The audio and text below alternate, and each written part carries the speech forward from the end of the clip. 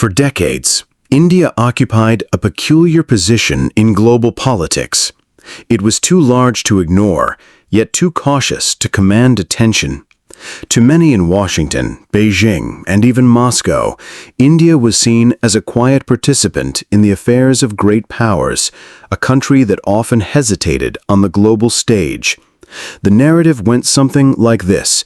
India was struggling with poverty, bureaucracy, and regional conflicts, and therefore it could never become a true world leader. It would always be dependent on either the West or on old Cold War allies to survive in the arena of global politics. But that perception has collapsed. Over the last decade, India has undergone a transformation that has astonished the world. Its economic growth, now among the fastest on the planet, has elevated it from a developing country to a central pillar of global commerce. India's IT and service industries dominate international markets. Its space program launches missions to the Moon and Mars at a fraction of the cost of NASA. And its defense forces are rapidly modernizing with both Western and indigenous technology. India is no longer the silent observer of history. It is shaping history. This transformation is not just economic or military, it is psychological.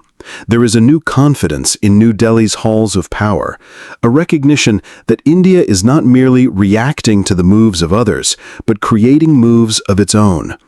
In forums such as the G20, BRICS, and the Quad, India has emerged as the voice of the global South, the nation that bridges the divide between Western democracies and emerging economies.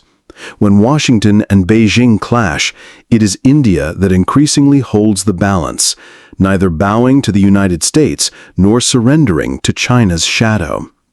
Perhaps the clearest sign of India's rise is how other nations now talk about it. A decade ago, global headlines described India as a potential power, a country that might matter in the future. Today, those same headlines describe India as indispensable. American companies depend on India's market of 1.4 billion consumers. European nations see India as a critical partner for renewable energy and technology. Even Russia, isolated by Western sanctions, looks to India as one of its last reliable economic allies. And yet India has achieved this without abandoning its independence. Unlike smaller nations that align entirely with Washington or Beijing, India insists on a different path. It has refused to take sides in the new Cold War, insisting that its decisions will always be guided by national interest, not foreign pressure. This self-assurance, born from history and necessity, has allowed India to stand tall at a time when the global order is shifting. The message to the world is clear. India is not just rising, it has risen. And for those who assumed New Delhi would forever remain a background player, the shock is profound. The age of India's quiet compliance is over. A new era has begun, one in which India not only participates in global affairs, but also redefines them. For decades, the United States imagined itself as the natural partner and mentor of India. Washington believed that because India was the world's largest democracy, it would always follow America's lead in global politics. After all, the U.S. had supported India's rise in technology, trade, and defense ties. Many in Washington assumed India would act like a junior ally, reliable, predictable, and aligned with American interests. But India had a different vision for itself, one that has caused rising tension in recent years. The United States thrives on loyalty. Nations that benefit from American trade or military aid are expected to reciprocate with political alignment. This works with smaller countries that depend entirely on Washington's protection. But India is not a small country. It is a civilizational giant with its own history, its own culture, and its own ambitions. When Washington demands loyalty, New Delhi often responds with silence or worse, defiance. A clear example of this came after Russia's invasion of Ukraine in 2022. The United States called upon its allies to impose sweeping sanctions, to isolate Moscow diplomatically, and to cut off the flow of Russian oil and gas. Many nations followed. Europe froze its own energy pipelines and accepted the economic pain of losing access to cheap Russian resources. But India did not follow that script. Instead, it increased its imports of Russian oil, not slightly, but massively. India recognized that discounted Russian crude offered a lifeline to its economy, helping it control inflation and fuel its rapid growth. New Delhi refused to sacrifice its own stability just to please Washington. This decision infuriated American policymakers. Commentators in the U.S. accused India of funding Putin's war machine and betraying the democratic alliance. But from India's perspective, there was no betrayal. There was only pragmatism. Why should a nation of 1.4 billion people risk its energy security for a conflict taking place in Europe? Why should India bend to a Western agenda when its own national interests were at stake? And the oil question is just one part of the tension. Trade, too, has been a battlefield. The U.S. often criticizes India's protectionist policies, its reluctance to fully open its markets to American corporations. India, in turn, argues that it must shield its industries to secure jobs for millions of its citizens.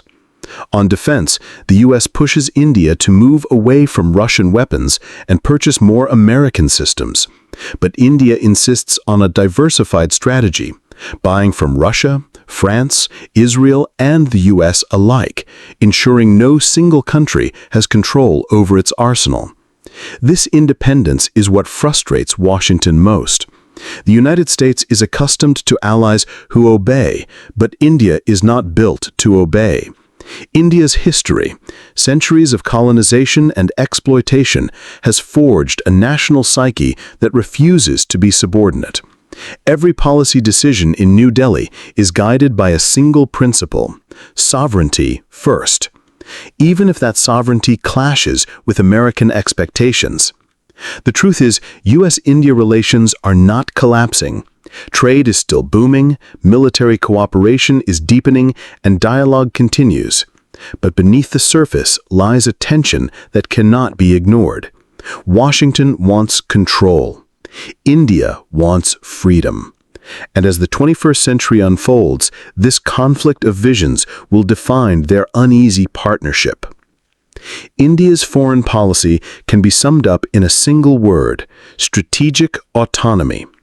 Unlike smaller nations that tether their destiny to one superpower, India deliberately walks a balancing line, playing multiple powers against each other while keeping its own interests in the center. This is not improvisation. It is the product of decades of careful planning and centuries of historical memory. India remembers its colonial past all too well. For nearly 200 years, it lived under the shadow of the British Empire. The lesson from that painful experience was clear: never again will India surrender its sovereignty to an outside power. This memory guides every major decision made in New Delhi today. Whether it is trade, defense, or diplomacy, India always ensures it has more than one option, more than one partner, more than one path forward. This philosophy became especially visible in the way India handled its relations with Russia and the United States simultaneously. While Washington pressured India to cut ties with Russia, New Delhi quietly did the opposite. It deepened them.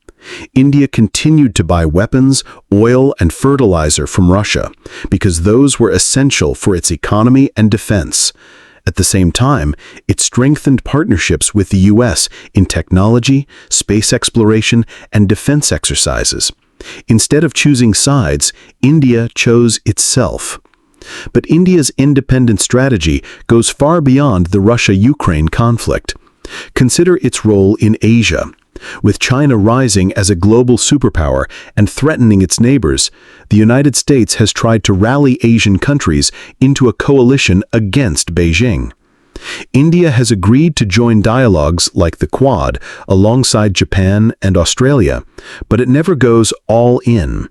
It avoids turning the Quad into a military alliance, because that would limit India's ability to maneuver diplomatically with Beijing. Even as tensions flare on the Himalayan border, India keeps channels of communication open with China, a reflection of its cautious but deliberate diplomacy. Economically, too, India is charting its own path.